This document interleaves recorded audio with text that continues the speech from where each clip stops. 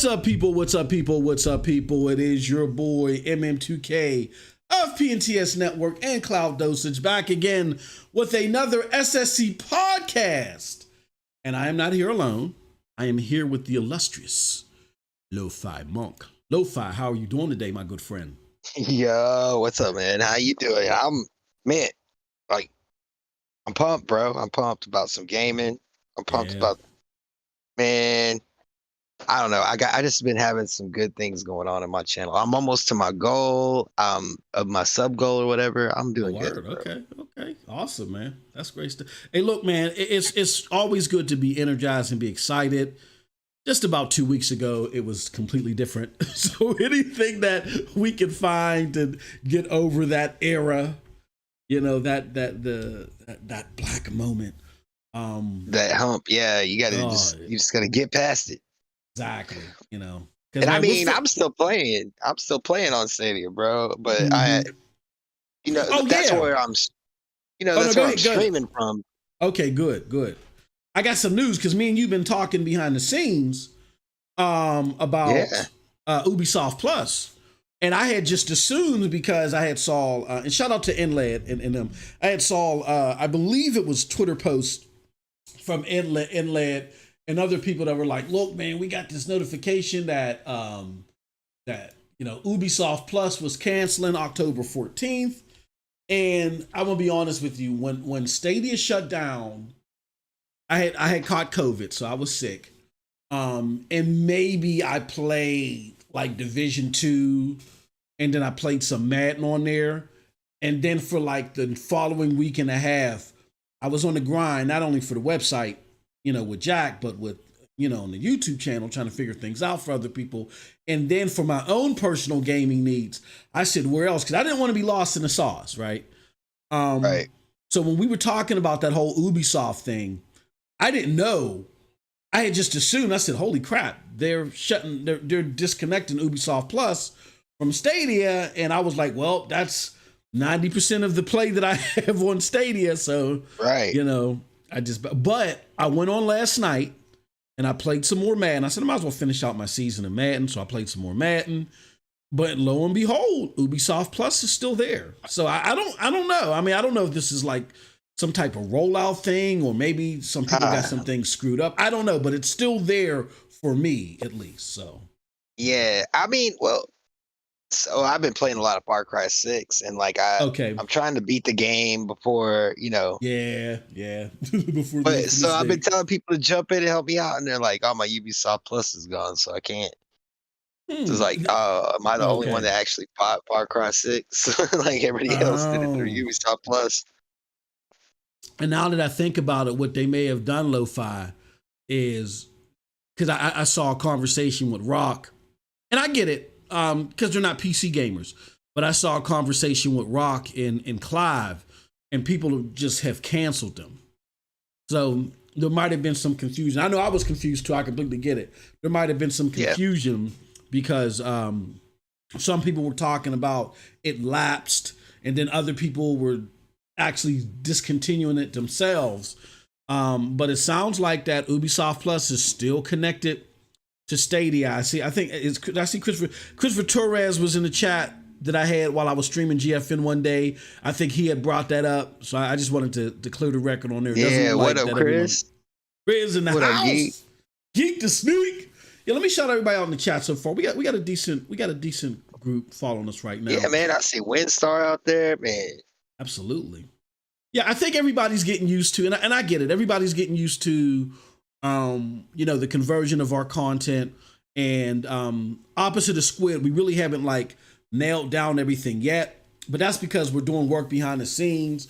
Shout out to Boosteroid. Shout out to GFN. Shout out to everybody that's working with us so we could, better cover their platforms. They've been very, very helpful, and honestly, they've extended like extreme olive branches, pretty much tree trunks to us and to the Stadia community. And they've been very they've been more sympathetic than Google. Shout out to Primo. They've been more sympathetic. And again, I'm not trying to beat up on Google. Well, maybe I am, because my love is with the Stadia and the Stadia alumni. Yeah, my love is with the Stadia alumni, not necessarily Google. Even though they're part of Google now, but I still love them. With that being said, this sucks. I mean, I've had people say, not unprompted, we've tried to keep it business, and we've tried to say, look, simply put, hey, look, remember we used to be StadiaDosage. but you know, this presents a better opportunity for us as far as coverage and stuff like that. So you know, we really want to know more about your product. Da da da da da da da. Unprompted, and the first thing people are saying to us is, "Man, yeah, Stadia was great." These are people of other companies. Stadia was great. Someone told Stadia it sucks that Stadia closed down. Man, we wish you the best, and we're really happy that you want to review our product.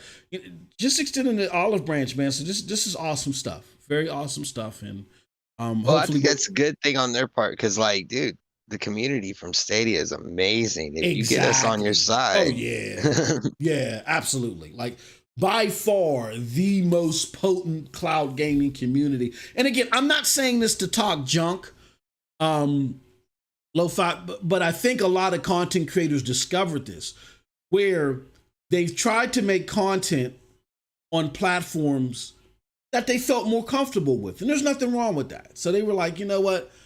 I'm looking for XYZ now. I don't feel like Stadia's providing it.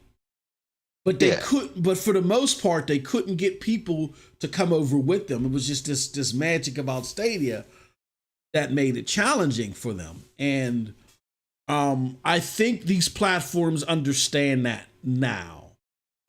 You know what I mean? And they're being very, very welcoming and awesome about. So give them all a try, man. Definitely. Give them all a try. Yeah, it's worth it. It's worth a shot because, like, if you can, I mean, $1 for xCloud, Luna if you got Prime, and if you're in America. Exactly. Yeah. Yep. It's a flexible, like, the prices aren't so outrageous that you can't dip your toe into a little of each of them. And shout out to Luna, man. Shout out to Luna too. And I know our good friend John Scar, he's out there fighting the fight to get them to expand to at least Canada. But hopefully they will expand. Just a couple of things they need to do, man. They need to expand. Oh crap! Shout out to Geek to Sneak, man. Geek to Sneak. Oh yeah. And I'm glad Geek to Sneak did that right now. But shout out to Geek to Sneak. Member for 14 months, man. He says, y'all remember Ether just replaced Jay-Z's name with Stadia. Golly. Jesus Christ. Yeah. And you talking about what Luna did to them? Man. Luna was brutal. Wow. And shout out to Nas. Shout out to Nas or Luna Escobar. That was my alarm clock the other day, bro. I woke up with Ether. Because I got this. Yeah. That's crazy, man. Yeah, they had, and there was no love lost there. But I think that Amazon and Stadia, along with Microsoft, were the most brutal of competitors. You know what I'm saying? Like for a while, we talked about GFN and some of their approach, which I think is 1,000 times better now. And we've talked about some other people that, Shadow. I remember when you plugged in the Shadow, and when you plugged in the Stadia controller into the Shadow PC service, the icon was a clown. Yeah, man, that's so messed up. Bottom right hand corner was a clown. So yeah, haters. Dude, they took their shots, but most of them got the memo and said, yeah, let's ease up. Amazon didn't that day. Amazon was like, again, guys, it dies. They did not care. Let me shout out this chat real quick, and then I'm gonna shut up because we want to ask what Lo-Fi's been playing and getting to the show. But we got Lo-Fi. He says, we got Christopher Torres. He says, listening. We got Windstar in the house. Who else we got up in here? We got Albert Smith. Hey, good to see you back, my brother. Oh, here comes this dude. Aminar, Stadia's dead. We got Dusty Aran. He says, yo, Christopher Torres. Again, we got Geek to Sneak. We got N7. I say N7. I caught a little bit of you on the show with Rock. Good stuff, man. We hope to get you on here too, man.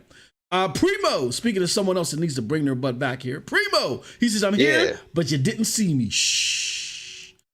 Shout out to Jeremy Moan. Cloud Dosage, people.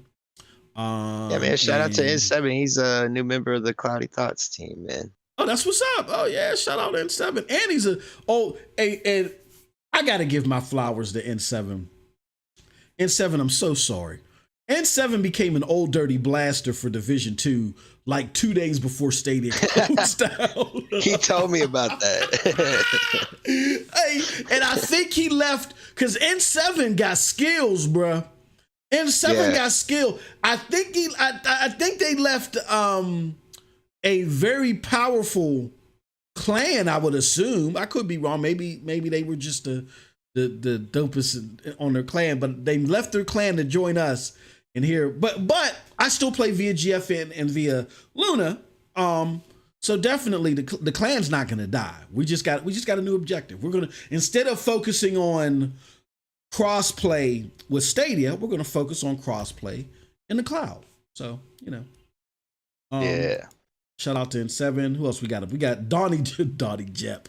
I was right all along, says Donnie. No starting any new games on Stadia. Not starting any new games on Stadia, says Donnie Jep.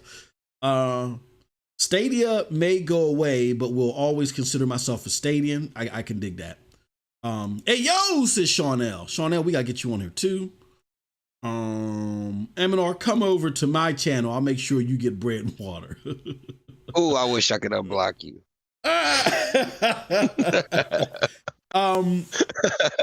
Speaking of Donnie Jep, I wanted to get your thoughts on this real quick because I talked about it when Stadia closed down, but what are your thoughts on the fact that besides some smoke and mirrors and some BS that was put on there, I think to get the sent off their trail, that Donnie Jep letter was essentially right. What do you think about that? Man, that's some Nostradamus level stuff there, bro. Yeah, crazy. Bro, I don't know how they did it, who they are, but yeah. Well, they got to be someone high up. They got to be someone high up because I can just tell you from experience, that's not something you don't like. In the letter that they sent, Kill by Google, that guy that runs that, nobody holds a seminar about them closing down. You know what I'm saying? You don't do that with average employees. Yeah. What happened was board members met. Somebody tried to get the word out, but they made it sound too ridiculous to be taken seriously. And because I guess they didn't want to sin on them. You know what I mean? Yeah. I'd imagine. They didn't want it to come back to them, but they did too well of a job to make it sound ridiculous. And Donnie Jep is Phil Harrison. Yeah, exactly. We claimed it here. Clip that. Donnie Jep is Phil Harrison. Shout out to Primo. All right. With that said, let's get into our preliminary stuff, and then let's get right into today's show because we got a great show for everybody today. First and foremost, let me do this. Let me show you something. So don't forget, guys. Yeah, Stadia Dosage is dead. Cloud Dosage has emerged from the ashes. Don't forget to visit us at clouddosage.com. And like I said, we are in talks with various cloud platforms. We're getting news all the time. And then we got our great writers working on stuff, great op-eds and things like that here. So definitely check it out. Go to cloud. I mean, we're reviewing products. I mean, we didn't skip a beat. So go over to clouddosage.com, check it out. And then I think Jack via the website is running a promo. So I saw something like that earlier. So I got to circle back with Jack and figure out what it is that the team has going on over there. But definitely some cool stuff happening over at clouddosage.com. And as far as we're concerned, next month the monthly giveaways will start back up. Because everything shifted, they kind of threw everything off.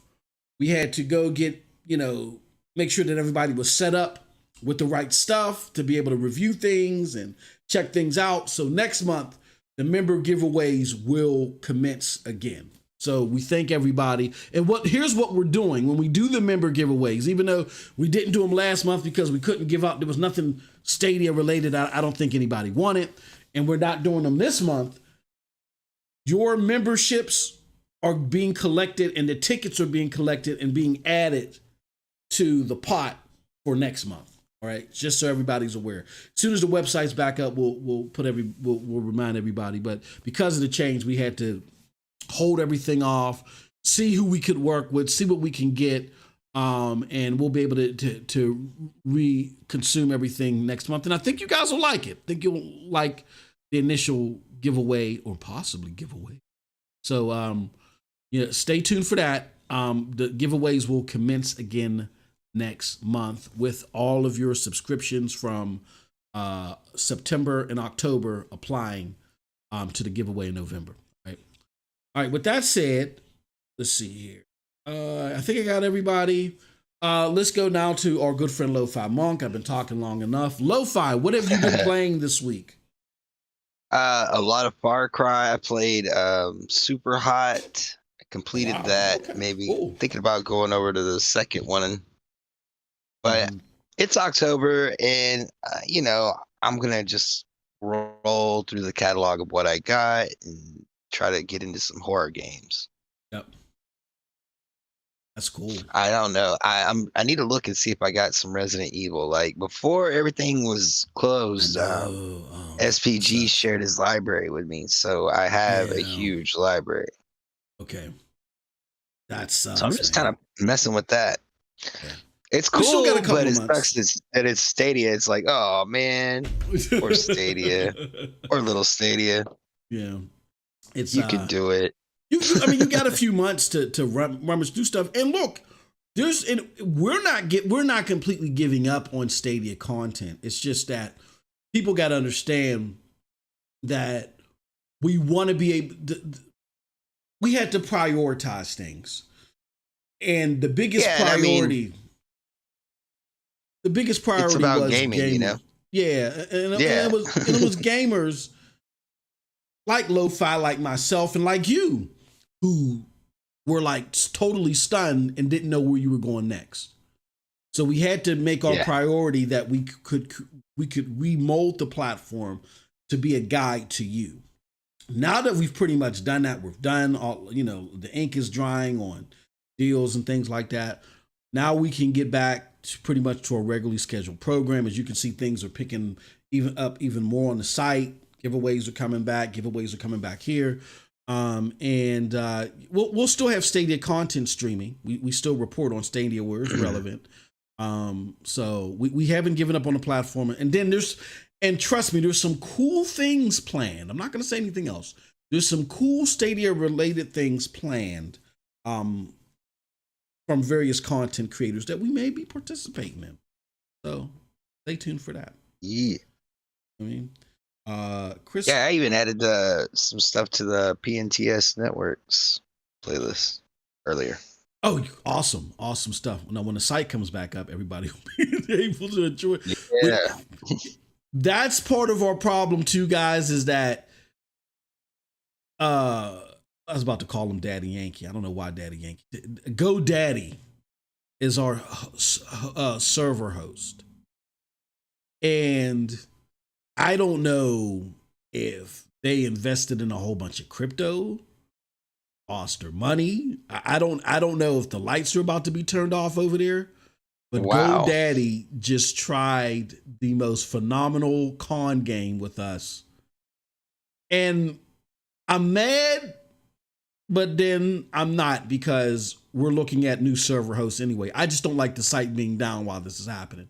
So we're communicating with GoDaddy. We're trying to figure some things out, but they really try to con job on us. And I'll wait until we finalize this before I explain, because I think we're just going to go to a whole new server host. But stay tuned on that. So the website is down. That's what's going on with there.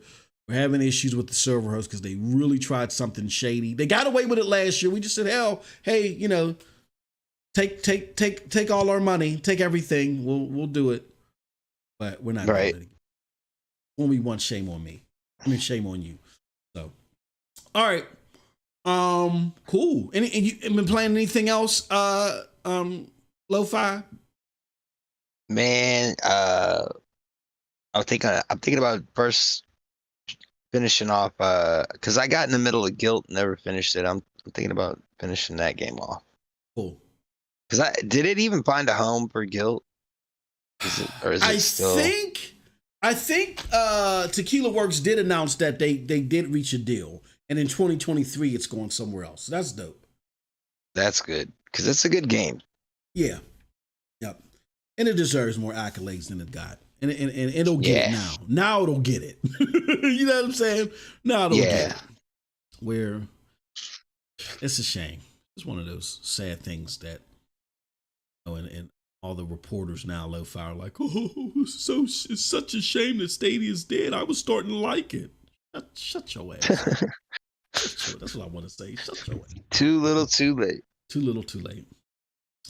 Yeah, Primo says, yeah, focus on transition first to make sure when it ends, you're ready. Exactly. Yeah, that's what we're trying to do. We want to be able to help because look, to be honest with you, it's easy for us to find new platforms. You know what I'm saying? We get it's not easy for you guys. So that's why we want to focus on that. And then we can get back and, you know, do the things Stadia related, you know, here and there until the final days that we. What did Aminar say here? Aminar said 3 years wastes in Stadia. No. Interestingly enough, Aminar, not even competitors feel that way. We're gonna touch on that story, but there's a competitor. Kept Aminar busy. Yeah, it sure did. Yeah, Aminar, cut the crap. You walking away with a fur coat. Before you, as far as recognition, all you had was an old 1970s Pittsburgh Pirates hat. Now you walking away with fur coats and all types of stuff. Now everybody know who Aminar is. Yeah, but everybody's chat harassing them. Yeah, a cloud competitor was asked, "Are you gonna learn from the mistakes of Stadia?" And they totally rejected the notion. They said, "Hey, look, we're not gonna beat on Stadia. Stadia made a bold proposition, did something bold, and the tech worked, and they really showed you that this is doable." So it's kind of like inspiring. That was interesting to hear. That was very interesting to hear. So, this is raffle for Severed Steel Steam Key. Severed Steel. I haven't seen that one. Have you seen that one, Lo-Fi? Severed Steel? No. That's what Geek to Sneak is saying. He's so you're saying show a trailer.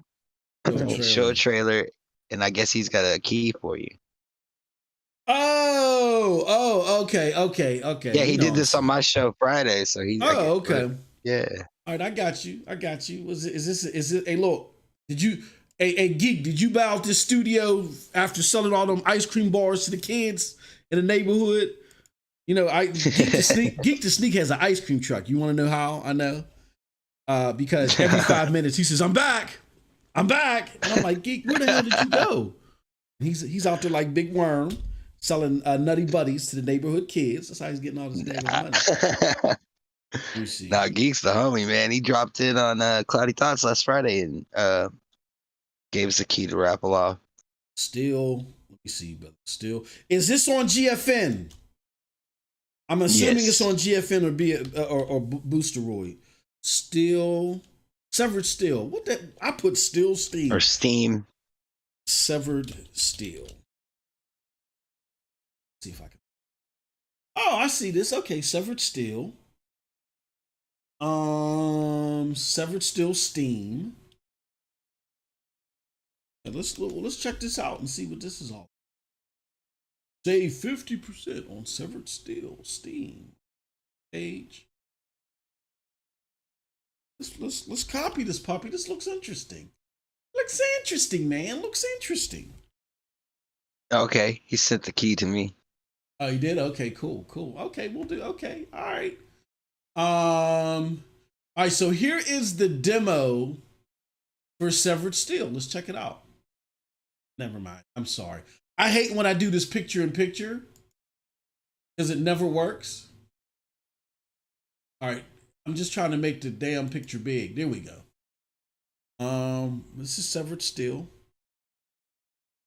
In it right now. Okay. Dope. I've never seen this. I like this. Is this one player? Firefight mode. Oh yeah, that looks sick. Yeah, I like this. Okay, that's dope. Mutators.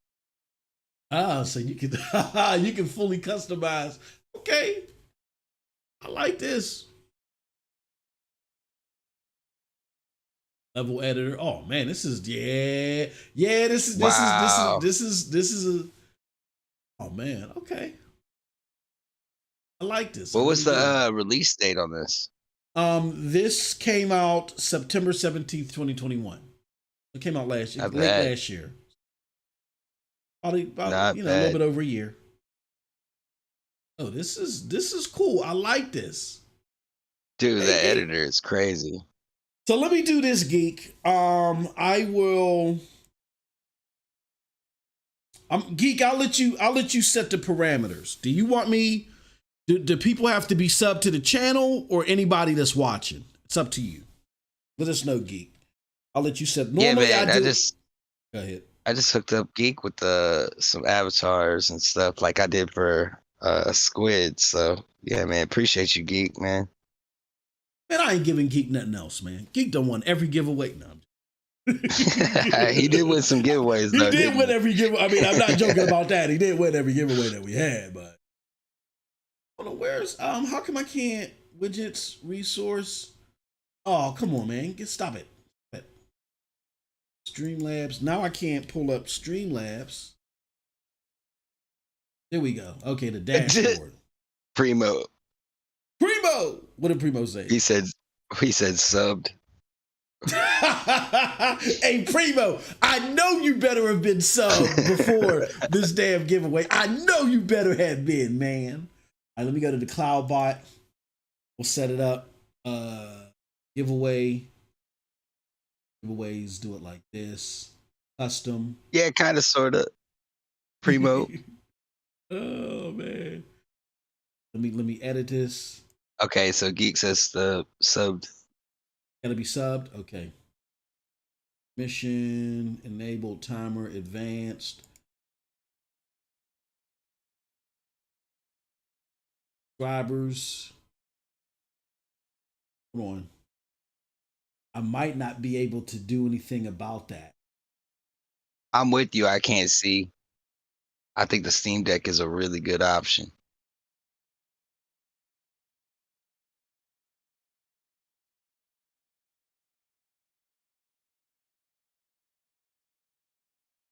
All right, I'm gonna see if this will work. If not, I'll have to change it. Or a Steam copy of. Oh, but while I'm sitting there doing this, is that everything that you've been playing, Lo-Fi? Yeah, I mean, I guess I need to really look through the library. I hope I got some like that Resident Evil, I think, is in there. So I might be able to play that. But I know I got the shout out to SVG. I got Little Nightmares 1 and 2 I could play. Oh. They're not really long games or anything, so it's just something to supplement my extra streams other than Far Cry. So I'm gonna keep plugging away at that. I don't think I'm that far away from beating it though. And at that point, I don't know, maybe I'll play 5. I'm gonna start the giveaway right now. Yeah. Let me do edit. Okay, good. Timer and must be a follower to win. Oh, okay. So I want to take subscribe. Okay, that's what I want to do. Must be a follower, because this is based on when I do these things. It's the terminology is based off of Twitter, and subscribers on Twitter are different from subscribers here. So I got to make sure that I did that right. Okay. All right. So if you're a follower, you can participate, and it should be saying something in the chat now. I believe so. Let's see if it says something in the chat. You say something in the chat. Don't forget to mod. Oh,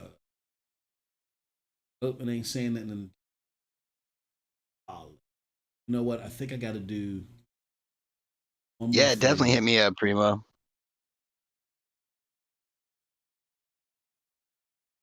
Oh, that's why. Let's cancel. Yeah, I want to confirm. Cancel, remove. All right, and that's what I did wrong. Switch it from Twitch, YouTube.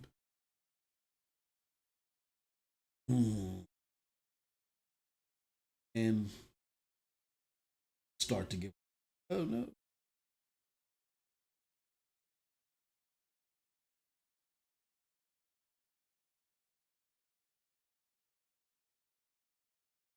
Let's see. Steam Deck is.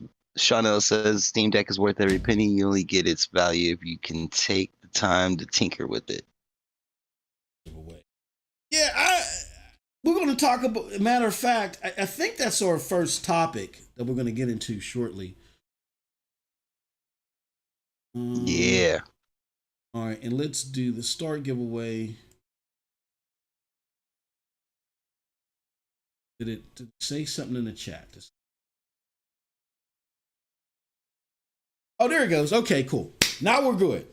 So you got to be subbed, and you got to put let's do this. What is it? Exclamation point raffle to enter the giveaway. Raffle must be subbed. All right, there we go. And the last thing I'm going to do is in this message. So you got to put exclamation point raffle. And the last thing I will do is I'm going to go here and I'm going to put join us live. Join us live for a chance to win. Oh, come on. Win a free game code thanks to a homie Geek the Sneak. All right. Okay. So you use exclamation point hashtag Stadia1000 to enter? No, it's exclamation point raffle. Oh no, it is state. Oh shoot. That's right. I think you guys changed it the last time. All right. Let's do this.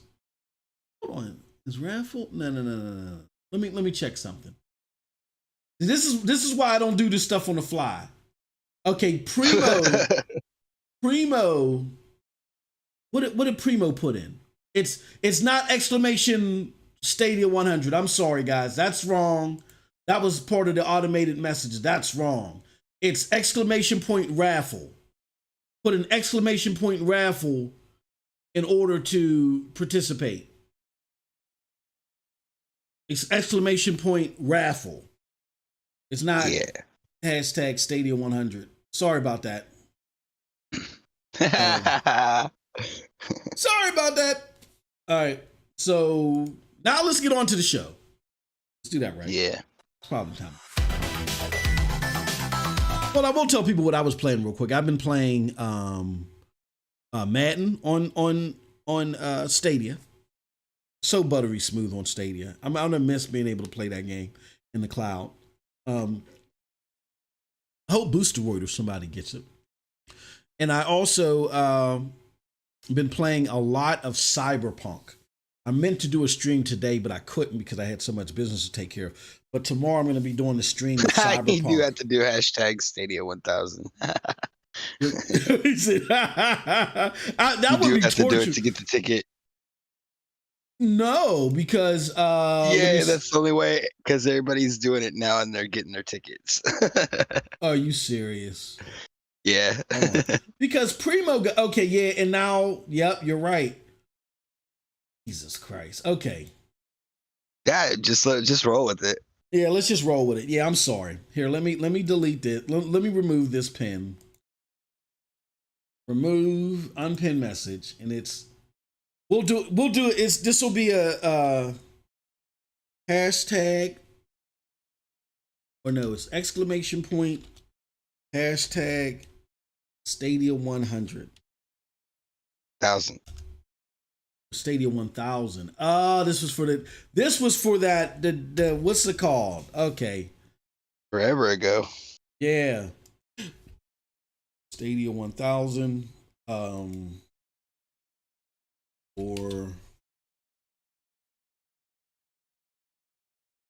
enter raffle. Sorry about all that confusion, y'all.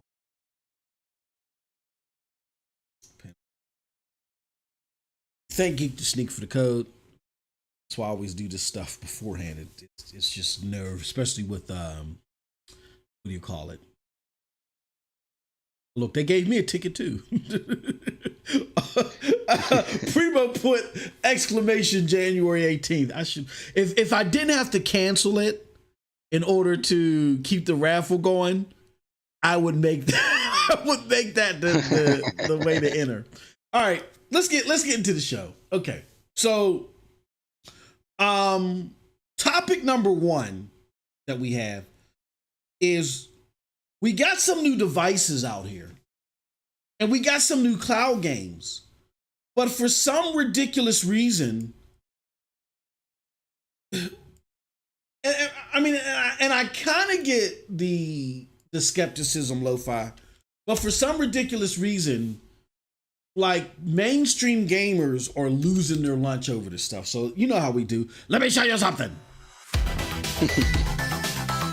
And then I got to do something else because I got to be a good host. Thank goodness Pete ain't here because he'd be playing bass to me for go live. All right, so now you should be able to see my screen. First, we got the Razer Edge announcement. Right? And this is courtesy of our sister site, Stadia, CloudDosage.com. Jesus Christ. Stadia1000.com, where the story reads, Razer Edge announcement. Razer have returned with another dedicated to cloud gaming. With another device dedicated to cloud gaming, the Razer Edge is a new cloud gaming tablet from Razer that will be available in two models, Wi-Fi and 5G. There is no price as of yet for the 5G model, which will be coming later. However, the Wi-Fi model will be available at $399.99. It can be reserved now. It's an Android-powered tablet that comes with a Razer Kishi V2 Pro included. So there's a tablet here. And then this is the Razer Kishi V2, which has been critically acclaimed by our writers at Cloud Dosage. And it's attached to the tablet. We also got a story about Plague Tale Requiem that has released on the Nintendo Switch platform via cloud gaming. That story reads, A Plague Tale Requiem is available today on multiple cloud gaming platforms, but it is also available on Nintendo Switch via cloud.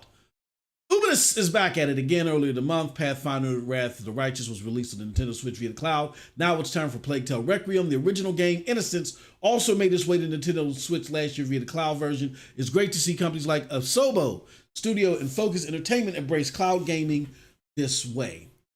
So here's the thing, Lo-Fi, that I want to ask you. Because both of these things have happened, and what I'm hearing a lot from the mainstream is, why is this happening? Who cares? Cloud gaming is dead. Stadia died. And they're really attacking these items. So let's start with the Razer device first. Let me ask you this. Okay. Is this a device that interests you at all? Honestly. So it's not, it's like they did the research to find out where there was a market, but they're still missing the mark. You know what I mean? Like, it's almost something I might need. Mm-hmm. Yeah. But not quite. I can dig it. Yeah. Like that. I kind of feel that way with all of them. It's like they're not wrong, but they're not right. And they probably fit a certain person's usage, you know, it might be perfect for just the exact right person. But I mean, for me, when I look at these, I think you see how all of them are trying to hit that price point, that $399. You know what I Yeah. mean? They need to be able to be under that. The device needs to come with 5G. It needs to come with a SIM card, and I mean, it just needs to be like Steam Deck is their competition once they go that route. Yeah. So like Steam Deck has everything together. They have a whole little ecosystem. They have like all the features that we're talking about that we're missing from Stadia. Steam Deck has those. You know, like it. That's what they're competing with, and then they come out with this, and it's like it's cool, but it seems like a gadget more than it seems like a must-have to me. Yeah. Yeah. Something to tinker with. Like if you got the money laying around. Yeah, like you're a collector. Exactly. Yeah. That's I mean, what this it feels like. This particular phone right here, if it was 5G and you get the Razer Kishi with it, I could see that's not bad. That's dope. But so it's like they're on the right track, but not quite there. But here's the thing. This bundle is $399 with just Wi-Fi. So yeah. What do you think that the 5G is? What do you think the 5G is going to cost? You know what I mean? Yeah, exactly. So that's what I'm saying. They just need to get their price point down and figure out what exactly people want. Yeah, yeah. Like, and I think Steam Deck's really nailing it. So it's like, just look at what they're doing. Exactly. Yeah. And bring the cost down. Yep. And that's how you compete. Yep. Here's the way I look at it. To do cloud gaming in a handheld in a way that I feel like gamers would enjoy. I get there's a chip shortage, but I'm looking at a device like the PlayStation Portable or the PSP Go or the Vita, which I think had way more. I think that had not 5G. I think it had a cell of capabilities in it too. And I think at most those were $299. Now I get that came out years ago, but it could do stuff natively. I don't think a device that is not really intended to be played natively. I mean, you can, but it's not intended to be played natively. I don't think you like can it's a justify phone that doubles as something else, is what you're saying. Yeah, or I can't justify the price over what I can get for the cheapest Steam Deck. Sorry. And I think the cheapest the cheapest Steam Deck like $349. I think so. I don't know. Somebody in chat probably knows though. Yeah, what's the cheapest Steam Deck? Now I get it. The Steam Deck may not come with 5G, and that's fine. You know, I can get a 5G version of a cloud only thing being $350. You know what I'm saying? I really can't understand the need for a device market wise that's more expensive than a Steam Deck that can do both. So if we're just looking at the Wi-Fi model here, it's $399. I think you can get a Steam Deck for cheaper than that. And the Steam Deck can do both, even though you can, do 120 hertz. I get all that. But you're doing it through Wi-Fi. What you do is you make sure that device, like you were saying, natively, make sure it's capable of 4K. Yeah. You have a SIM card in it, so you can get high-speed internet anywhere. Yep. And do everything in the cloud. Make it compelling. Make your money in the cloud by making me having to subscribe to something, or make your money on that end. You know what I mean? Like, have good games. Like, I think you can sell me things. I think a base price should be $199. I can't see one being more, honestly. I mean, I said $349, but I can't see a cloud only device. Here's why. I'm not saying that this won't be useful to people. Now I see in the chat that people are putting $399 out there for the Steam Deck. Okay, cool. There should be, but this 5G looks like it's going to be more than that. Even though it's doing 5G, and I don't think the Steam Deck does, that's still no excuse. You have to have the internet in order to use it. So that right there null and voids a lot of its use to justify the price, for one. For two, it's a cloud gaming platform. And this is where I think that these items are not ready for the market yet. Cloud gaming is all about convenience and price cutting. Like when I think of cloud gaming, I think of like cutting the cord for cable. That's what it reminds me of. You know what I'm saying? I mean, you can get cable, you could spend $275 a month and, you know, get all the channels, get every single channel and do all this ridiculous stuff with your cable box. But when you realize that a lot of that is filler and you just want what you're going to utilize most of the time, you cut the cord. You go with Hulu Plus or YouTube Red or whatever. And you know what I'm saying? You may not get as much as you get over there, but you're at least getting stuff that you really, really are into that you're going to utilize that isn't fluff and waste. And so when you cut the cord, it's a give and take. You're getting more money to sacrifice for some things. So when it comes to cloud gaming, to me, I don't see the benefit in cloud gaming to the mainstream gamer for them to spend as much, if not more, on something that gives them less options, quote unquote. We got to be honest. I mean, cloud gaming can do things that dedicated device gaming can't do. But when it comes to these devices, you're getting less options. Because you can play native Steam games. I mean, you can play Steam games natively on the Steam Deck. There's no reason why this should be the same price, for one. And for two, cloud gaming is about cutting costs, cutting back, and being able to enjoy the meat and potatoes and stuff. And this goes against that. I know there's people out here that'll buy it. That's different from there being a fathomable market for this. I don't see there being a fathomable market, especially when Lo-Fi. And let me know what you think about this, because we were just talking about this before we went live.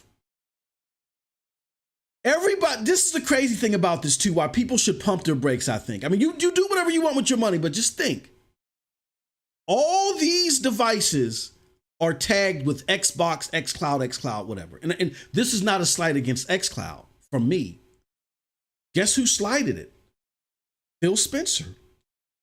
In testimony to CMA, Phil Spencer, or against the CMA, Phil Spencer said cloud gaming is, you know, and it's, he used not some flattering words about it, right?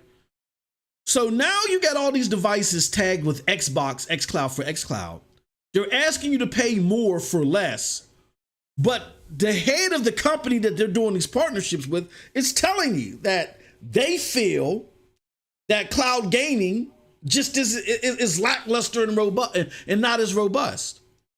So that tells me they're trying to force a market out of some hype that really isn't there. I would think I get that there are other capabilities here, but I would get a Steam Deck for one. And if you're looking for something with 144 hertz outside of a computer, get these new Chromebooks that are coming. Those are just my thoughts. What do you think about this? Oh, I was on mute. I'm with you, man. The Steam Deck, it's really versatile, and if you want a cloud game from it, you can. Mm-hmm. Simpleton says these 300 to 400 price tags defeat them. Exactly, brother. See, that's what Simpleton. You feel my vibe, man. You feel my vibe. Right. Yeah. The way I see it is, if you're selling me a dedicated, especially if it's dedicated to cloud gaming, okay. Mm-hmm. If I do for some reason see the need for the device, give me a hell of a device at a hell of a deal, and then make your money through the service you provide on that device. Yeah. And I'm looking at what is that other one? There was the one device that let me see, I'm gonna put it here, handheld, that we reviewed here on the site. And I forgot the name of it. The Odin Light. Look, if I'm gonna buy any of these things, I'm getting the Odin Light. It's 1080p, which is great enough for a handheld, nice size and stuff like that. And I think that they're like $199. It's $199. Again, it defeats the purpose for me because I'll just use my phone. But if I were to get something like this because I didn't want to take the case off my phone and put my Razer Kishi on or whatever, or if I wanted a bigger screen, I would get something like this. I would get the Odin Light. All these other things, and then the Odin Light comes with streaming software embedded. Like, come on, dude. Like, that's just me. Again, I'm not trying to tell people how to spend their money, but think about that. All these devices are doing partnerships with Xbox. And Xbox just told the world, we think that cloud gaming is in its infancy, but yet they want you to pay $400. I think the Odin is $199. The Odin Light is. I think it's $199. I could be wrong. Damn. Yeah, $199, man. So, and I could be, but check it. Go to Stadia. I mean, Jesus Christ. Go to cloud.dosage.com. What I did in the search is I typed in handheld. It'll pop up. Check out our Odin Light article. It's a great review. Who did this review? Okay. Tirititsuhan did the review. It's a great review. Check it out. And you might just be happy with the Odin Light. So. Yeah, no doubt. Especially it's got streaming software built in. It's kind of cool. Mm-hmm. Ron Slusher, of course, says I'm cool with my Game Boy Pocket. Like it, I love it, bro. Yeah, and I'm with Primo on this one. Like, maybe I'll spend a little bit over $250. Says, bro, T-Mobile, Verizon, and AT&T need to subsidize cloud gaming devices and sell unlimited 5G plan. Yeah. If I can get a decent 5G plan, well, here's my recommendation to a lot of people. That's what I'm saying. That's how you get your money. Exactly. If you're in the States, now hear me out, y'all. Hear me out. If you're in the States, I recommend AT&T or Cricket. Now, people are like, Cricket, but listen to me. I have 5 lines, unlimited data. I game on my phone. I do all types of stuff. I pay for my kids, my wife. I pay for 3 of my kids. The oldest 2, no, they cut off. But I pay for 3 of my kids and me and my wife $140 a month. Unlimited everything. And it's built off of AT&T's network. Yep. So AT&T, I know T-Mobile in a lot of ways has better service, but AT&T has more towers or whatever. And a lot of these people, when they do these deals, they go with AT&T. So I recommend going with AT&T or Cricket. It's just with Cricket, you're not getting a free phone every 3 months. You know what I'm saying? You're just paying for a cheaper service, but you're getting the same quality. Now, Verizon they tried their hand at cloud gaming. Yes, they did. Or they tried it and then they took a step back, but they're not completely out of it because they had showcased God of War. Yeah. They had showcased God of War in their service. Yeah. So, and I know they have a hell of a 5G network too. So Yep. Christopher Torres says, I have a 50 gigabyte data limit a month. Yeah, see, that's why. Torres, are you in New York? I think you're in New York, right? I could be wrong. Is Torres in New York? If you're in New York, bro, then I would go with Cricket, man. That's for anybody that's in the United States that is close to AT&T towers. If price is a thing, affiliate link at, man. I know they should be smart. Hey, man, I've had Cricket for years. I've had Cricket when they were crappy, but they were cheap, and it was just me I was paying for. You know what I'm saying? And I'm not always on my phone. But now that I'm cloud gaming and running business from my phone, I get the pleasure of AT&T service. And again, I have 5 lines. I bullcrap you not. 5 lines of unlimited service. Nothing gets capped. There's no data caps whatsoever. Nothing gets throttled whatsoever. 5 lines for $140 a month. I'll be honest, I never heard anybody say anything bad about Cricket that I've known that's used it. Yeah, it's a great service. So, and then, it's running off the AT&T tower. So it works for me because if I were to get one of these 5G devices, I can just put my Cricket information in. Because they're likely going to do deals with AT&T. But yeah, it has to be like you said, Lo-Fi. It has to be 5G has to be installed. It has to be a part of it, and I gotta be able to see 4K. You gotta give me the whole thing. It's gotta be like it needs to be really impressive. Exactly. Because the Steam Deck is impressive. You know what I mean? Yeah. And it's just like if all you're gonna do is cloud game, then yeah, there's other ways to make your money and give me a really good deal on get really good. Yeah, devices. Exactly. Yeah, especially because Xbox is partnering with this thing, and you want me to pay $400? Like, come on, man. No, stop it. So because especially if you limit it to like, oh, it's got Wi-Fi 6. Like, dude, how long before that's outdated? You know what I mean? Exactly. Now we're back. Yes. Forget all that, man. It needs to be based on what your cloud can do for me. Hold on one second, because my wife.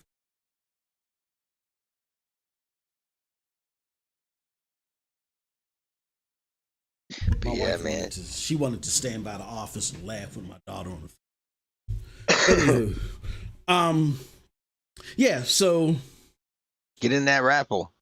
I see a lot more people in there. How many participants do we have now? We only have 9 people.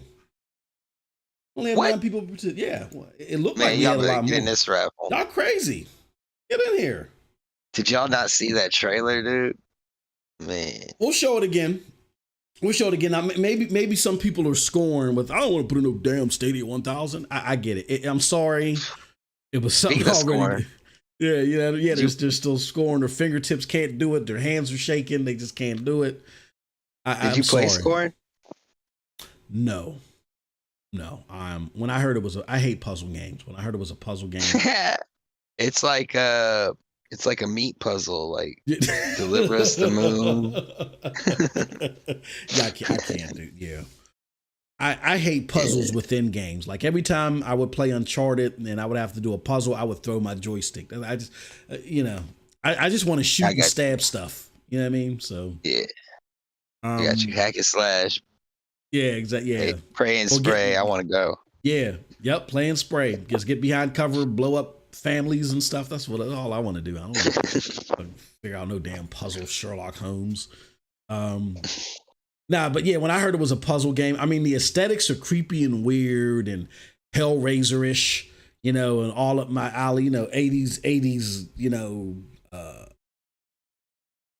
type of, like you said, meat puzzle types or meat game. Yeah. But I thought it was going to be like pure action. So. Yeah, it's definitely like it's not going to be everybody's cup of tea, but for me, the game looks amazing. Puzzles are cool. They're different.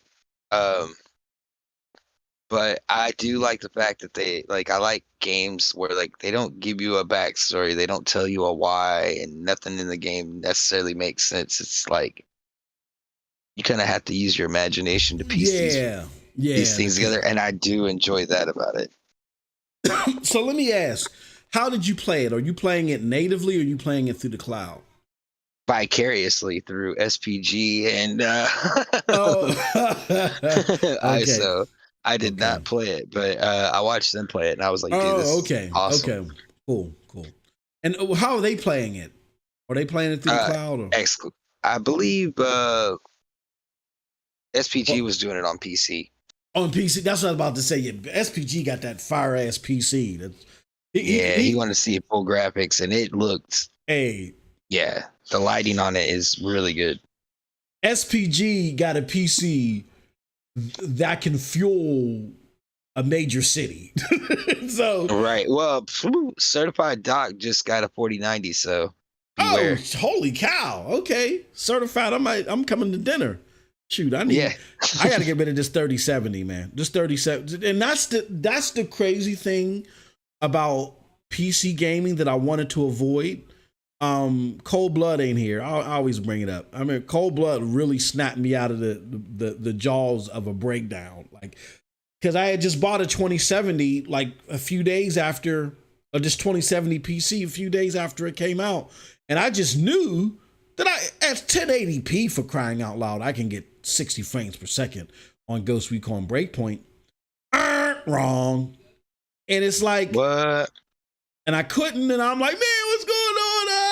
And Cold Blood is like, dude, just chill out. And then luckily Stadia comes along, and that's what gravitated me towards Stadia, is that I could get good performance, decent performance to stream without having to use up a bunch of resources. But that's what I wanted to avoid with PC gaming. And I got a 3070. And I'm already struggling with games. Like, I'm struggling with Far Cry 6. I can't even play Far Cry 6 with the HD packs anymore because that's so poorly optimized. So I don't know, man. But that's where the GFN 3080 tier comes in. Oh my God, that's so beautiful. Jesus Christ. Oh, I imagine. Oh my dude, like, at first when I got it, I didn't like it at all. Except for the latency. When the latency and the lag, I was like, oh man, this is awesome. I said the latency is way better than Stadia's. And that's saying a lot because Stadia's was good. I never knew that you could do better than Stadia, but apparently you could. That was always good. But I was getting pixelation. I was getting screen tearing.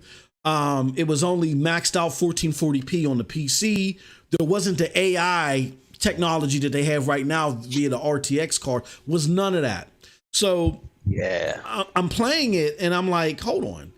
This is double the price of Stadia Pro, but I don't feel like I'm getting double the output. So I left it alone. Tried it here and there for a while, and then most recently got it because Stadia closed down and I'm looking for new platforms. My God. My God. My God. Now, granted, if you have certain certified cards, NVIDIA cards, because that's what you got to have in order to utilize the AI upscale.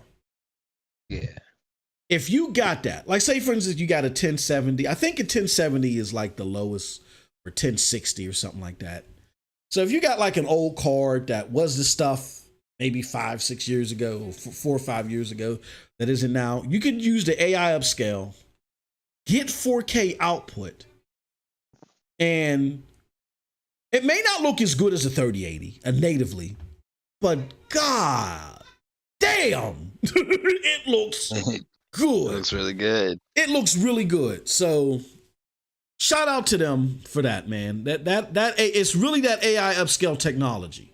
That AI upscale technology is amazing, and I get for a lot of people. Donnie Jeb taking shots.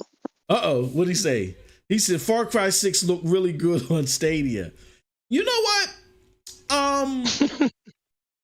I think to be honest with you, I thought it did. I think it looks good on Stadia. Yeah, I think the only complaint people really have on it is the frames. It's 30. The frame rate. Yeah. It's only 30. Because, and interesting that Donnie brought that up, and we'll continue with I'm gonna shut up and we'll continue with the show. What made me decide not to go with the 3080 at launch is, at first, for Far Cry 6, you couldn't use they didn't have the HD textures included. I'm like, what? So there was even though it had faster frames, there was a notable difference in the image quality to me when you put it on 4K opposed to when you put it on the 3080 tier at launch. And I was like, nah, this ain't worth it. But now, oh my God, yeah, it's so for those of you that I get it, the monthly fee is expensive for many. You know what I'm saying? Or some of you may be on the fence. If you got it, or if you're on the fence and you really are big on fidelity when it comes in the cloud, man, that 3080 tier is no joke. But with that said, let's see. Do we have more people? Looks like we got another. No, we didn't get anybody else. If y'all, all you got to do is hit exclamation point, hashtag Stadia1000, or it's going to be out of these 9 people, whatever. So next on the docket, let's talk about Plague's Tale Requiem real quick, lo-fi, and then we're going to move on. Here's what's confusing me. Okay, so I get where everybody was like, oh man, I'm not paying that much for a cloud device. But now people are belly aching about Plague Tale Requiem being on the Switch via the cloud. And here's the thing to remember. This isn't on the PlayStation 4. It's too powerful for the PlayStation 4 and the Xbox One. So to you, Lo-Fi, being that this isn't on one of the biggest platforms in recent history, which is the PlayStation 4, but you can play it on the Switch via the cloud, what does that say to gamers, in your opinion, who think the cloud really has no value to mainstream gamers? Hopefully it tells them that, like, if they want to be able to play next gen games without a problem, that the cloud is the easiest way. Exactly. Totally agree. I mean, I think a classic example of that. Now, even though this game isn't coming to the cloud, well, no. Classic example. I think Plague Tale Requiem. I'm always mispronouncing something. Correct me if I'm wrong. Plague Tale Requiem on console is only 30 frames per second. Guess where you're playing it on 60? GFN. That's crazy. Not even the 3080 tier GFN. Right?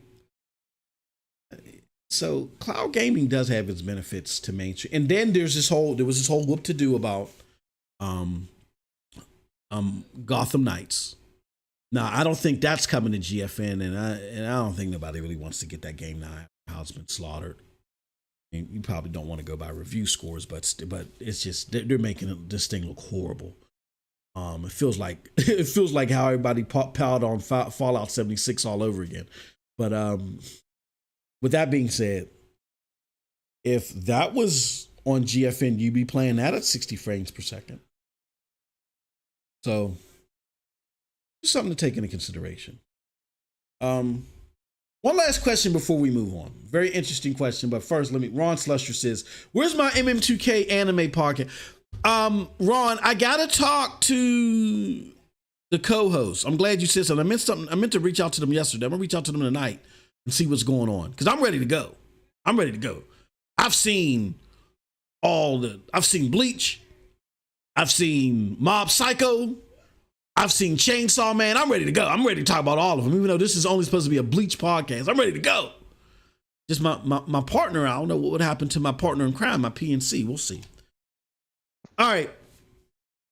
Lo-Fi. This is a loaded question. I did do a video earlier. I meant to release it before we went live, but things didn't work out that way. But based upon another developer comment, and I don't know, and I didn't put this in the notes, and I don't know if you caught one. Oh my God, my wife is so loud. Sorry, y'all. Jesus Christ. Just sip it. And there's nothing my daughter's telling her that's that funny. There's nothing. Anyway, here, let me go here to this screen. This is coming courtesy of VGC. A developer at Surgeon Simulator, Baker Bossa, has claimed that many studios are asking Xbox to drop mandatory Series S compatibility because they feel the console is holding back new gen games. So just to lay out a background, a lot of developers since launch have been saying that, you know, they didn't want to develop for Series S, and Xbox originally scrapped it, and they were going to use xCloud as their secondary way to game. They was just going to say, hey, look, if you can't afford an Xbox Series X, then just play games on xCloud. So the ability to do retail and all that, they were going to work out then. It was supposed to be that way at launch. Well, complications along with when they saw what Stadia was capable of prevented them from doing that. And they said, nope, we'll get slaughtered if we do this. We need to redo the Series S to everybody's, you know, to everyone's disbelief, all the developers' disbelief. This doesn't come from me.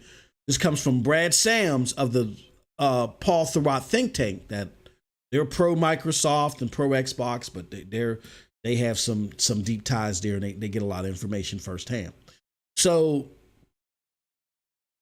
they still made the Series S because they wanted a cheap way for people to get into the next series of console game or next series of gaming.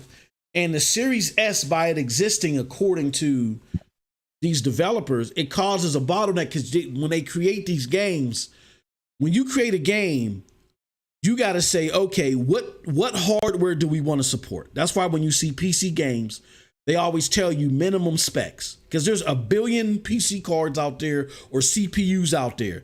And when they build a game, they can't accommodate every single one because the games, it would just be too much undertaking.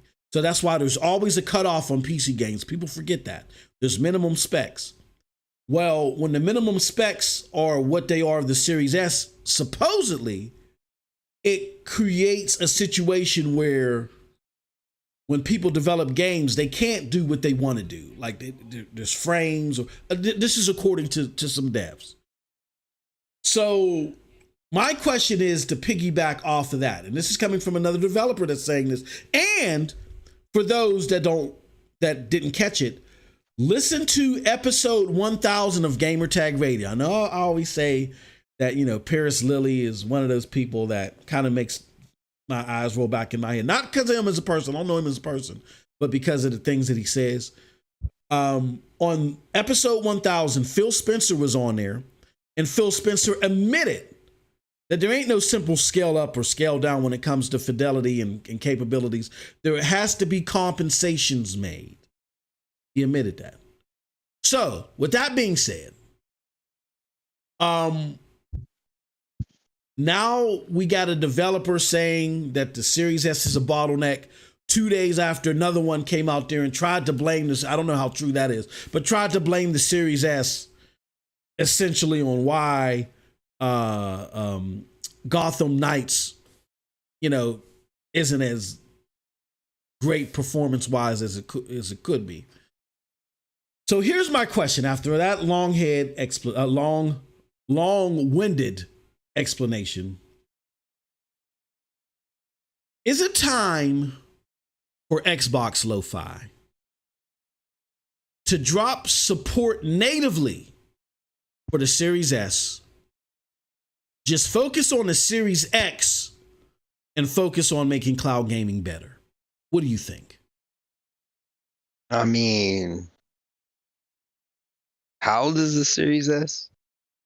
Series S came out the same time that the Series X came out. The problem is that the RAM in it is a lot of them say the bottleneck is the RAM or some certain components or something in it is not as good as the Series X or the PlayStation 5. And developers are having problems developing. So it came out the same time, but it was a cheaper version of the Series X, which has less capabilities.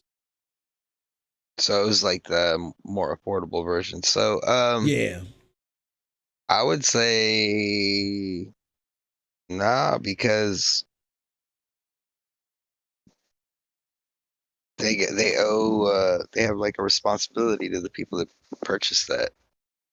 Mm-hmm. You know what I mean? Yeah. So, I mean, the smart money, the real, like, the fun answer is, yeah, I mean, discontinue it. Let's go on to let's bigger and better and games. make it a But I streaming mean, device. I should have, yeah, that's what yeah, Xbox said that they would. They said eventually the Series S would be phased out and it would become a streaming device. But they said like years down the line. But but a yeah. lot of people are hinting it should happen sooner rather It than should later. happen sooner. Yeah, I mean, I kind of see both sides. Like I said, it's like I see how they have like a responsibility to the people that purchase those consoles. Yeah. But at the same time, if it's holding back games, and that's gonna hurt your bottom line at the end. I mean, I guess that's depends on what they think's more important. And that's the thing with cloud gaming, man. I mean, in a perfect world, if xCloud was better, they could definitely do that. Like if xCloud performed like Stadia, at least, they could definitely do that. Well, we don't know what their cloud is anymore, apparently. Yeah, because it's not Azure. It's not. And I've been having that. I've been having that fight. Oh my god. I've been having that. Look, let me tell you this. There are multiple ways that a data center can power your server blades or whatever. Xbox is trying to play semantics. I mean, they're not lying to CMA. They lied. They were being oil snakes, a snake oil salesman to consumers. They're not lying to the CMA, but they're trying to play semantics. Azure, they've been in some truth somewhere. Azure's efficiency is critically acclaimed, more so than Google Cloud. They're in more areas. We know that both of those are major contributors to cloud gaming. Hence why someone like myself, who's fairly close to both an xCloud server blade and a Stadia server blade, when I play both of them, there's no comparison, right? But because xCloud is in more areas, you're going to find in a lot of areas people that are far away from a Stadia server blade, but they're relatively close to an Xbox server blade or an xCloud server blade. And those are the people that'll tell you, look, xCloud runs great for me. It's just as good as Stadia, if not better. Huh? What? Yeah. And I don't doubt them because Azure is in more places, and the placement of your servers and the dependability of them. So when they say powered by Azure, no, it's not the atypical business to business or Windows 360 or Office 360 blade. It's not the atypical ones, but it is powered by Azure because, and they say it in all their advertisements and various videos. Shout out to Internet of Games for giving me all that stuff, because these server blades are in a lot of places. And the data centers are highly acclaimed. They're acclaimed for multiple reasons. And xCloud benefits from those reasons being in those data centers. So they're trying to play semantics, lo-fi. I don't know how it's going to pan out. But as we've been discussing offline, it's a very interesting argument. we don't know where it's at. Yeah. we don't know who has it. You know what I mean? Somebody joked and said Stadia, or now the xCloud server blades are going to be in Stadia or something like this. Something somebody was telling me. And what Xbox is saying is so bogus. Interesting. It's just interesting conversation. I brought it up because I'm bringing you guys and gals a lot of the chatter that I'm hearing on the mainstream, because often we can be caught in our bubble, and we're trying to find our way around what's going on, and we think things are happening a certain way, or we may miss this stuff. And I figured it would be important conversations because it's stuff that's relatively tied to the cloud gaming side. But okay, all right, time to move on. Next. Did Stadia cause another casualty, Lo-Fi? Because they may have. Let's talk about it. One of the community's favorite games, and I think one of your favorite games, because when you found out about this news, I don't think you were happy about it. 9 to 5, according to our good friend Inlet, will not be further developed. The servers will be shut down in parallel with Stadia's closure on January 18th, 2023. Just real quick, just to read the announcement. It says, to all mercenaries, news regarding the future of 9 to 5. We would like to share with you, after careful consideration and deliberation, we made a difficult decision to end the development of 9 to 5. This means there will be no further updates or patches in the servers, and the servers will remain open until January 18, 2020. Lo-Fi, what are your thoughts on this period before I get into any more detailed questions? Man, when I first heard this, right? Yeah. I heard 9 to 5 shut down. I'm like, 9 to 5? I was thinking like Google 9 to 5. Yeah, like 9 to 5 Google. Yeah, I'm like, I'm like, no way, dude. I was like, what's up with that? So then somebody's like, no, the game, dork.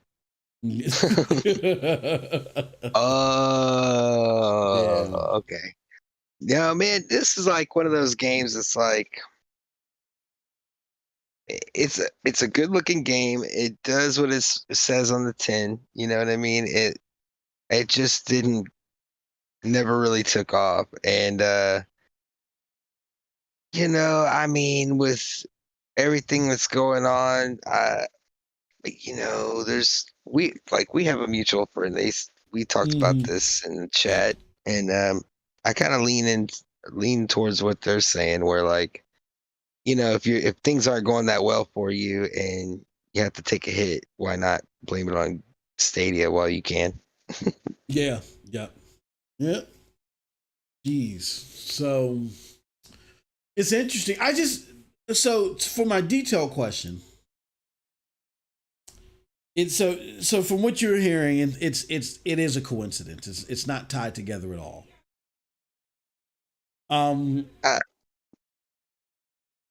Or did I understand that right, or did I hear that wrong? I don't think the game was very successful to begin with.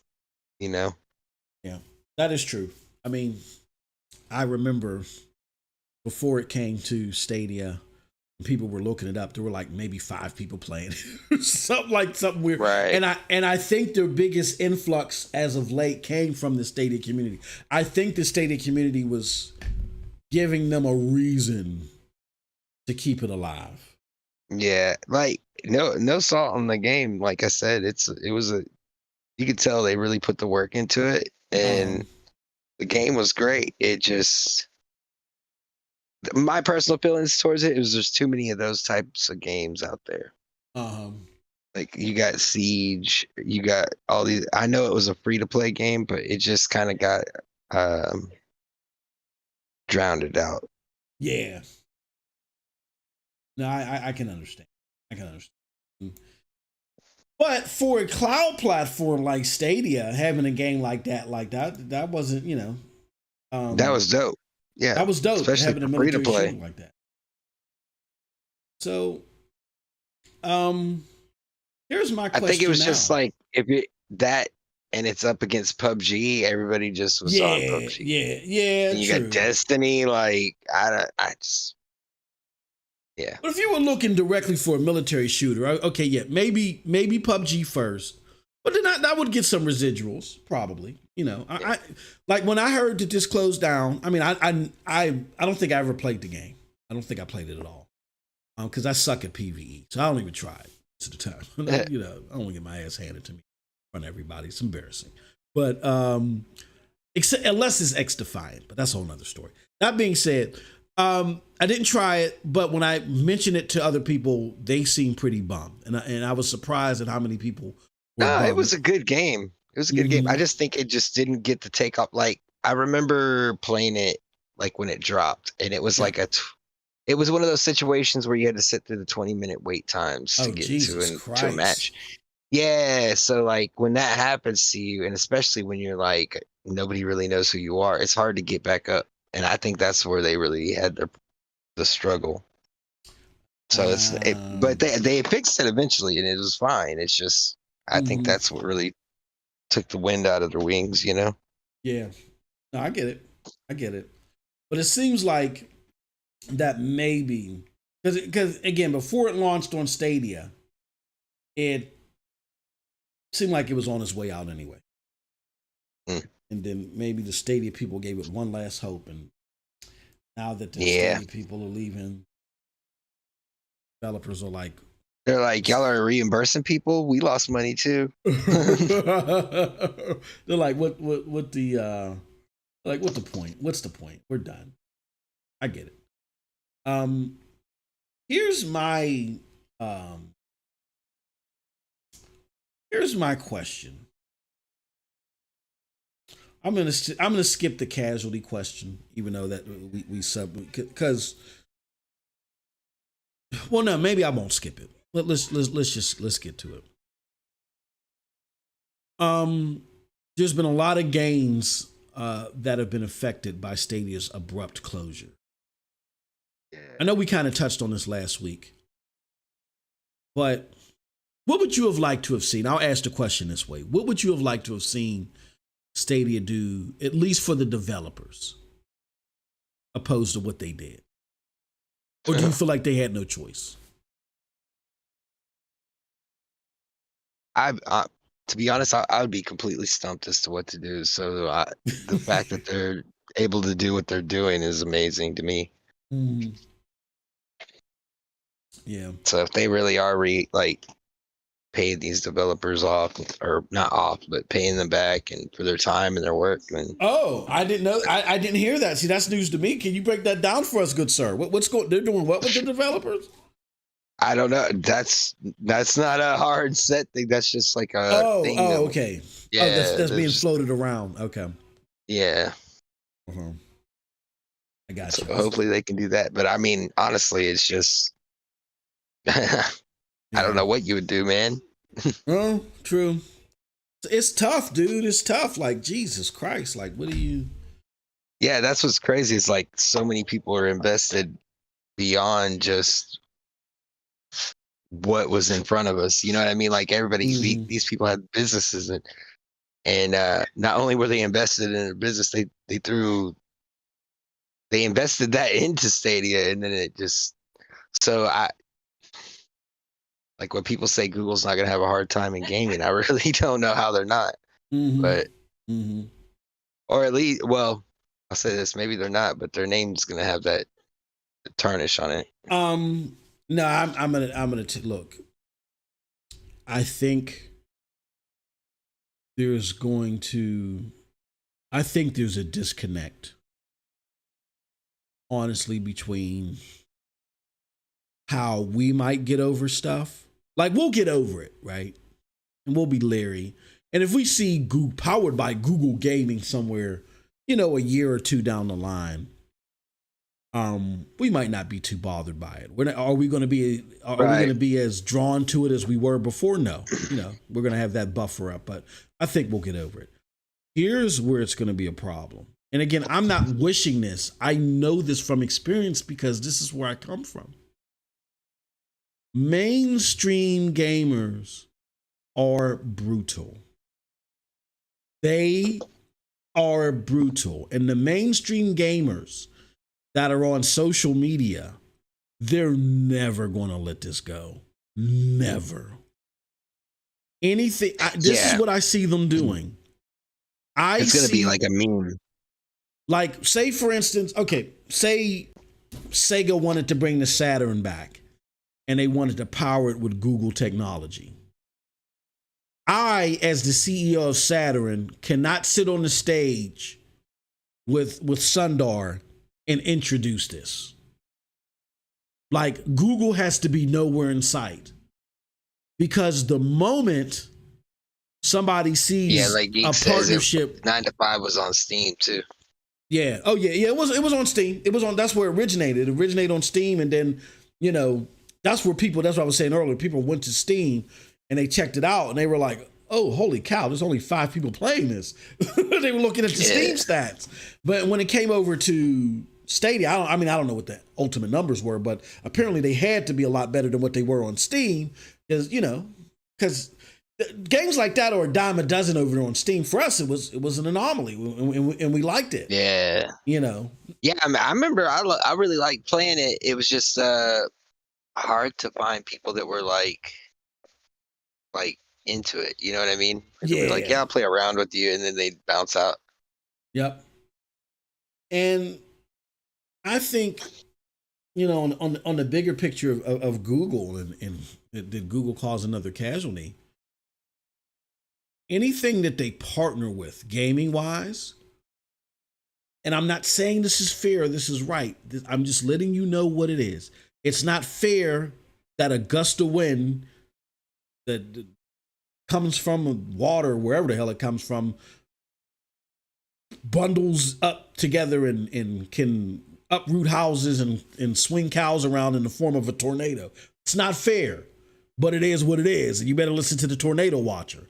What I'm telling you is the way mainstream social media is, when they find any platform that's sitting there gloating and saying, powered by Google's gaming or whatever, they're going to rip it to shreds.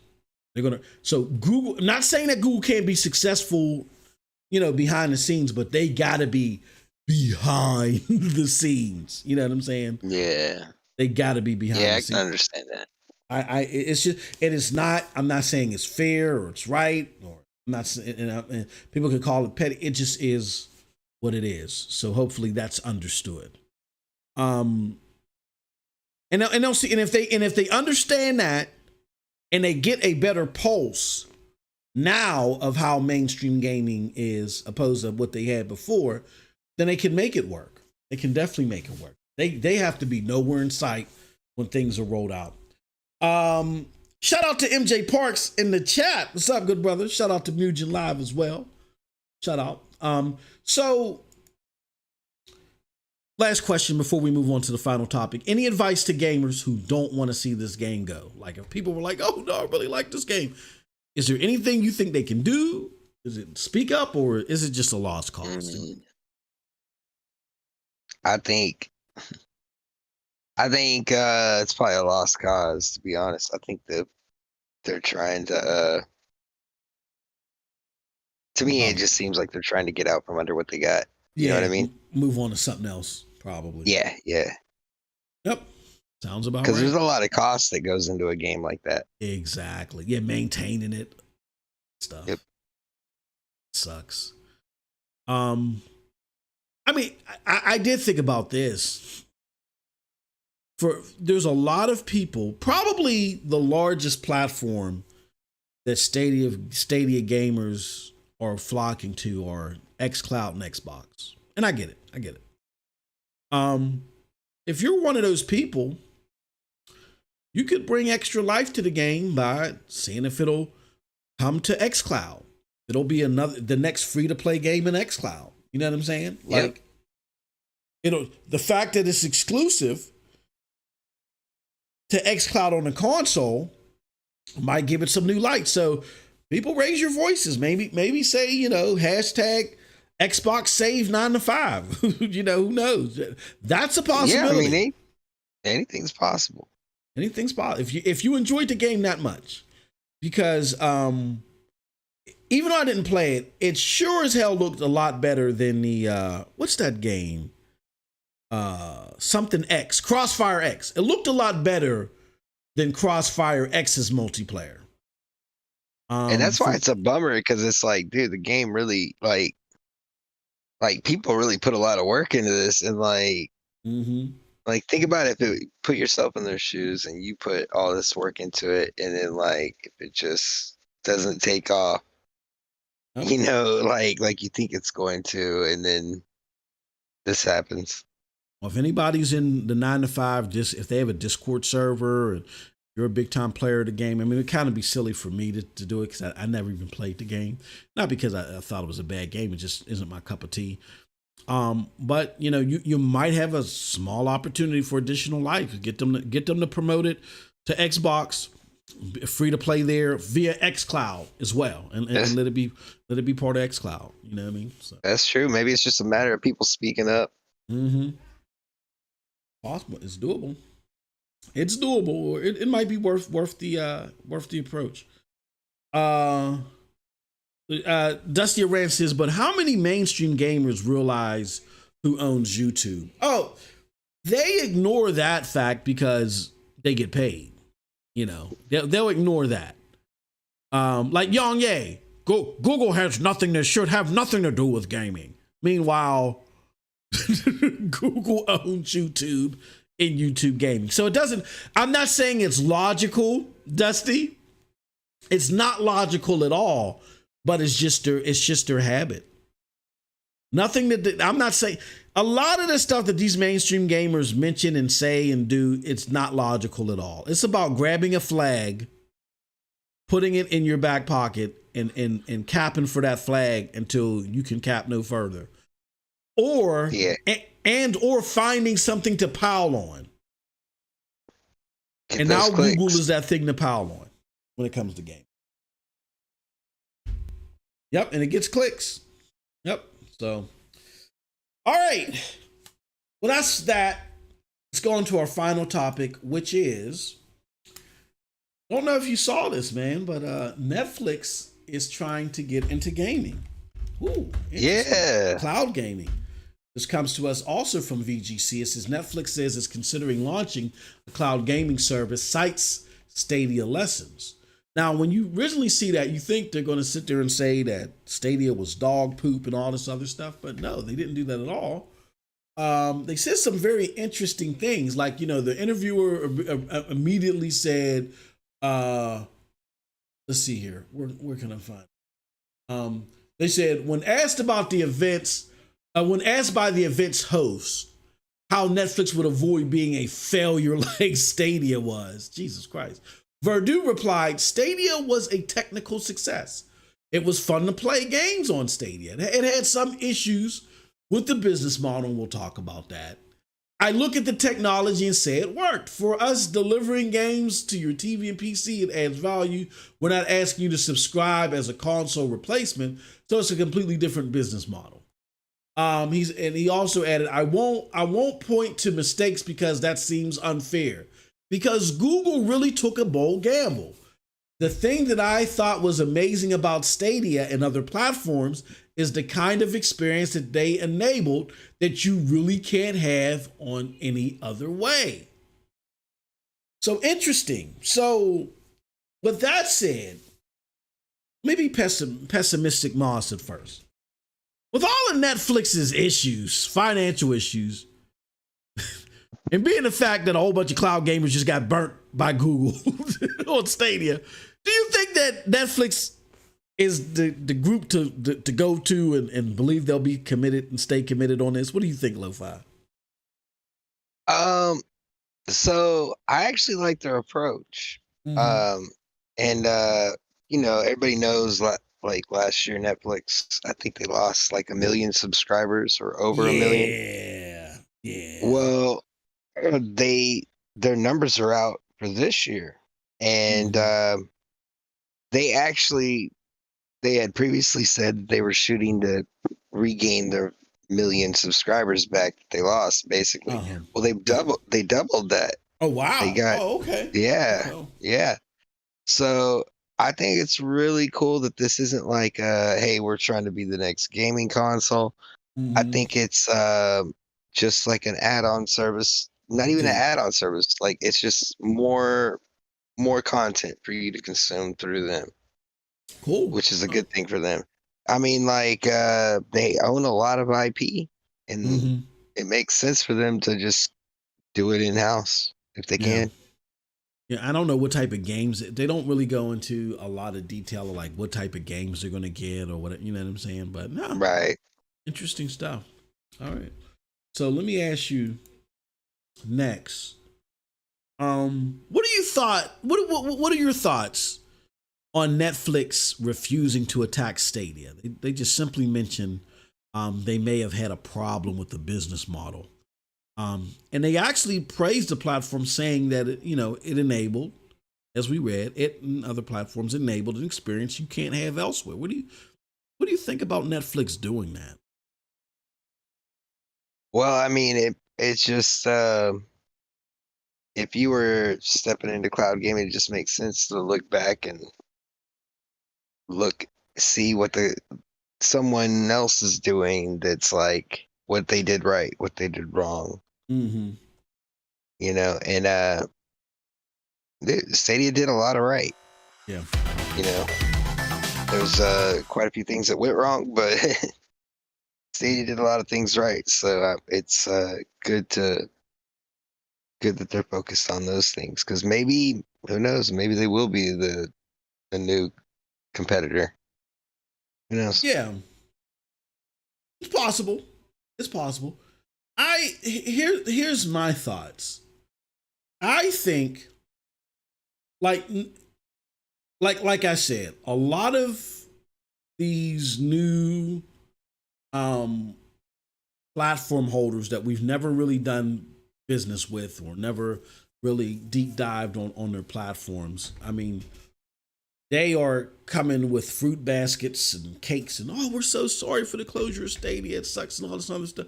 They're really extending an olive branch. I think the power of Stadia's community is well known and well recognized. Yeah. It doesn't make sense to come into cloud gaming, know that there are now, and it may not be a coincidence that they're doing this now, but they may come into cloud gaming knowing this, that the Stadia community was very vast and really the biggest, and I think the most effective cloud community out there, period. I don't really think you can say that anybody else had a cloud community. I mean, the closest may have been Xbox, but that was just residual. We love Xbox, so therefore we love xCloud people. Even though they didn't play it. That being said, I think it's smart to not go and disenfranchise yourself or disenfranchise those other gamers from you by dogging them out, because you want those gamers to be on your cloud platform. Not only do you want them because they're serious and they're staunch and you know what I mean, and they're very effective community people, but the purpose of cloud gaming is building that AI and that machine learning. And if you have a dedicated group of cloud gamers that are now looking for new places to go, there's no better group to pick from than former Stadia gamers. So I think it's just him being smart and not falling for the bait that they were trying to throw at him at this Q&A. So interesting stuff. Final question for you, Lo-Fi. They said they were making a controller for the new experience. Are you ready for a new cloud controller? For another one to hang up or have somewhere? That's interesting. Yeah, very interesting. I don't know what that means.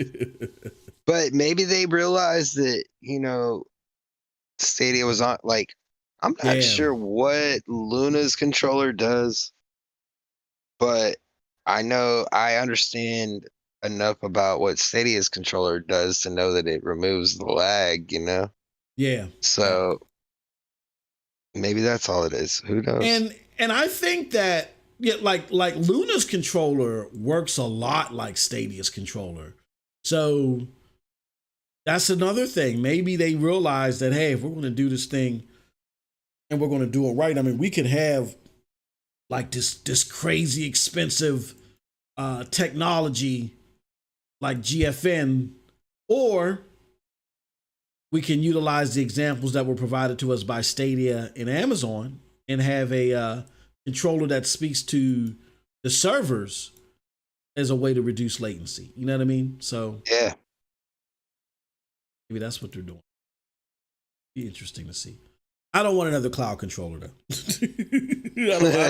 I don't want one. I'm done with them. Eventually, a third party will come out with one that just does it for all of them. Yeah, hopefully. I mean, I think it's really going to be, indicative of the technology. I mean, GFN just got a lot of stuff going on to make it the latency the way that it is. I don't see everybody else doing that. I really don't. Yeah. I think there's very complicated and very expensive. It works. Don't get me wrong, it works, but it's very complicated and expensive. And I just don't see a lot of people doing what they're doing. So they're probably anybody that comes in this, they're going to go the route of what Stadia and subsequently. That's why with any of the cloud platforms, it's like I don't want another cloud controller, but yeah, I get it. Yep. Yeah. I don't want one either, but well, all right, folks. Well, that is today's show. We actually didn't go over today. A lot of cloud news, and but we went over it. Now that everybody was so patient and stayed because they want this code, now it's time to give out the code. All right, so we had now some people realize that hey, you don't want to miss out on this. We got 13 participants now. Here's what we're going to do. I'm going to give you one last chance. So me and Lo-Fi are going to do our outros. And then once he's going to go first, I'm going to go last. As soon as I'm done with my outro, you haven't entered your SOL. Somebody else is going to get this code. And again, this is a code given to us courtesy of our good friend, Ron. Not Ron Slusher. Geek to Sneak. Ron Slusher always harasses us in the chat. Shout out to Ron. And the game again is still servered still on Steam. So thank you, Geek to Sneak, for giving us this code. All right. So let's start our outros with Lo-Fi. Lo-Fi, where can the good people find you at? Oh man, you can find me on Twitter at Lo-Fi_monk or on YouTube at youtube.com/Lo-Fi Monk. And you can also catch me on Cloudy Thoughts Friday nights, 7 p.m. Central Standard Time. And yeah, man, we're just, I'm always gaming on my channel and hanging out with friends, having a good time. So be sure to join me there. And I'm really close to hitting my sub goal. So if you're not subscribed to my channel, it really helped me out. I'm like 5 people short of making it to my come goal. on, you guys got to do it. Don't make me mad. Don't make me mad. Oh wow, some breaking news. Oh no, this is not breaking. I'm sorry. This is old. I just missed this.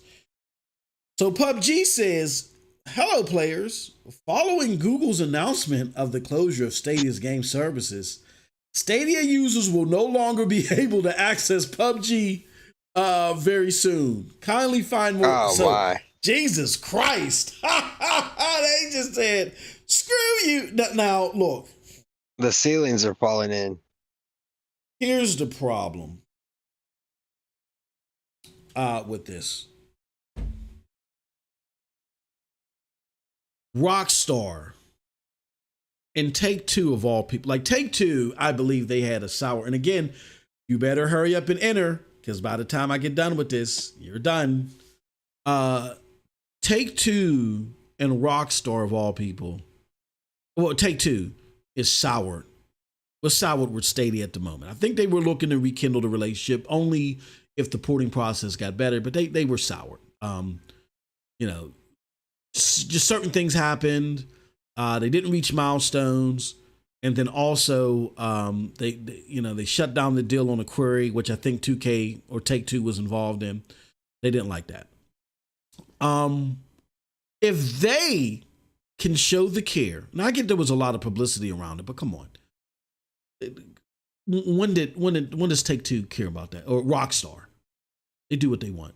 If they can take the time to do something as honorable as let all the Red Dead Redemption Online players work on a way for them to submit a ticket and get all of their progress from Stadia moved to, I guess, their platform of choice, you can do this for PUBG. You can at least help them get it moved to PC or something like that. Like this is absurd. Yeah, it's absurd. At some point in time, we got to realize, like PUBG, it wasn't as big as Destiny, Lo-Fi, but PUBG, there were a lot of PUBG players that abandoned PC. It was a big part of the community as far as like streamers, you know?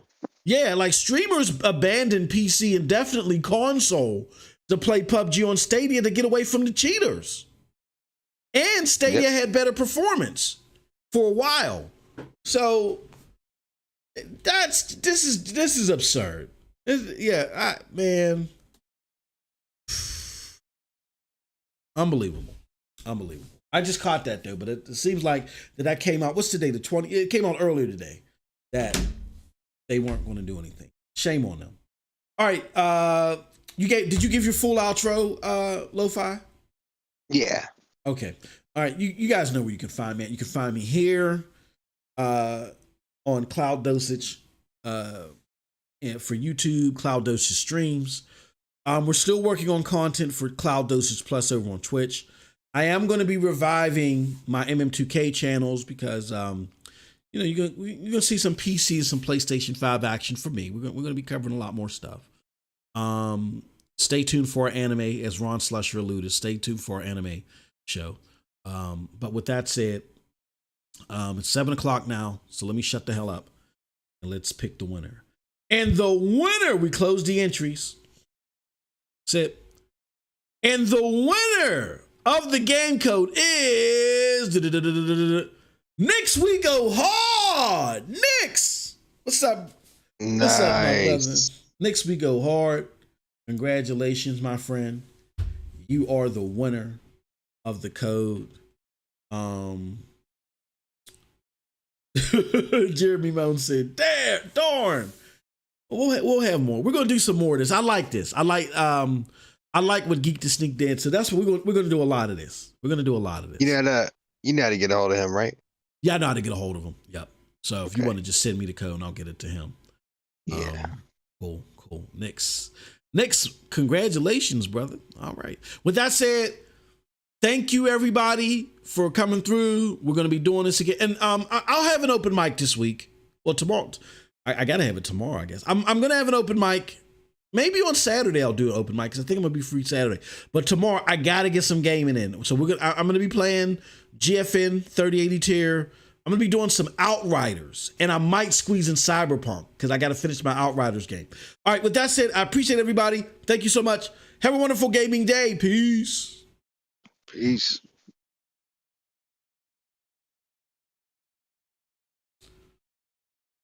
All right.